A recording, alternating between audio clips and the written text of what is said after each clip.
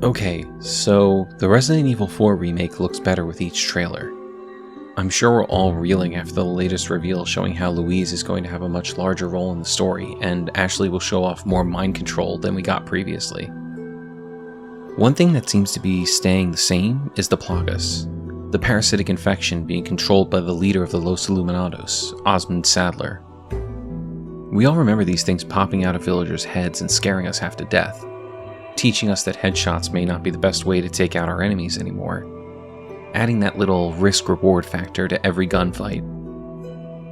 These enemies were a wild departure in the original Resident Evil 4, because up to that point, we'd only seen bioweapons based around viral infections and sneaky underground experiments utilizing said viruses. There never seemed to be much of a bridge between the horrors of Resident Evil 1 through 3 to 4. They went in a new and different direction with their monsters, and we loved them for it. We still do. Here's the thing though. With the recent Resident Evil remakes, they've been doing a good job of restructuring these stories to keep them all in line with each other.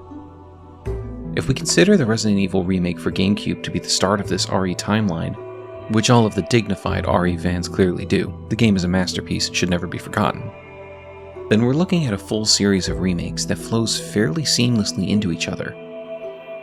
With the RE2 remake, we got Easter eggs for RE3 in the form of Jill's letter, where she tells Kendo to come find her if he needs help, and the Nemesis roar, which was only available in a PC demo if I'm not mistaken. Then, in RE3, the entire police station section sees Carlos cracking jokes directly related to RE2. These little moments create a cohesion between these games and really makes it feel like they exist in the same world. This was missing from the original Resident Evil 4. The monsters were new, most of the villains and characters were new. Yeah, sure, we had Leon and Ada, a little bit of Wesker too, but that was all the grounding in the series we were really given. I don't remember Umbrella even being mentioned in that game, aside from one throwaway line we hear from Krauser. But it's been a while. Pat or Jesse would probably remember. This brings us back to a fundamental change made in the RE3 remake. And before you ask, no, it was not gutting about 2/3 of the overall game and content.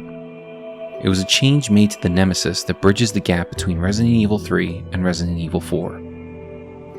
Towards the end of RE3, you can pick up a file called Expression of Concern, which I will now read in full. Senior Fellow Dr. Frankel, please allow me to send my heartfelt congratulations to you and your colleagues at Umbrella Europe for completing Nemesis. A truly remarkable achievement in the field of bioweapons research. Introducing a parasitic organism into a tyrant's brain to gain external control of it?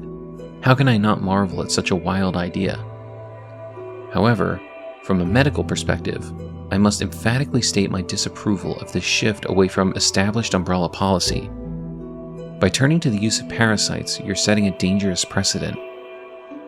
Viruses can be kept in check. I believe an effective vaccine can be developed for any virus on Earth, with abundant funding and a bounty of samples, of course. Can you say the same for parasites, however? Doctors have tried in vain to develop a vaccine for malaria. Parasites like Plasmodium are far more genetically complex than the T-virus, and to think they will submit to control is utter folly. Perhaps in your country, consumers are willing to buy automobiles with no brakes, but here in America, they know better. Then again, I recall you have a degree in economics, so no doubt you've already devised a brilliant marketing strategy to win over the naysayers. I look forward to your talk at the forum in Berlin next month. In the meantime, I shall be exploring medical solutions to the hubristic problem you've foisted on us. Sincerely, Nathaniel Bard, PhD. So in the RE3 remake, the Nemesis is not just a new form of tyrant. It's a tyrant that's been infected with a parasite in order to gain complete control over it and stop it from going rogue, which these things absolutely have a track record of doing.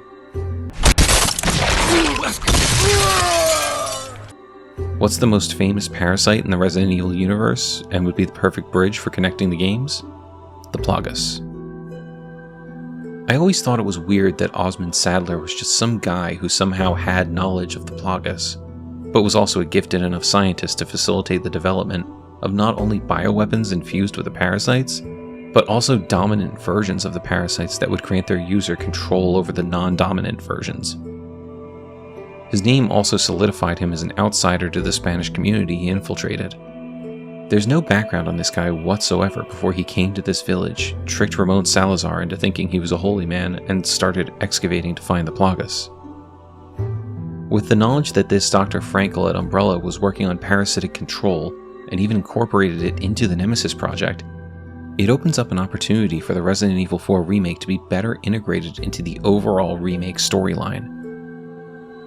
With the addition of a single file tying Sadler's knowledge of parasitic control to a background as a scientist at Umbrella, possibly even working on the Nemesis project, these stories could come together in a way that they never have before.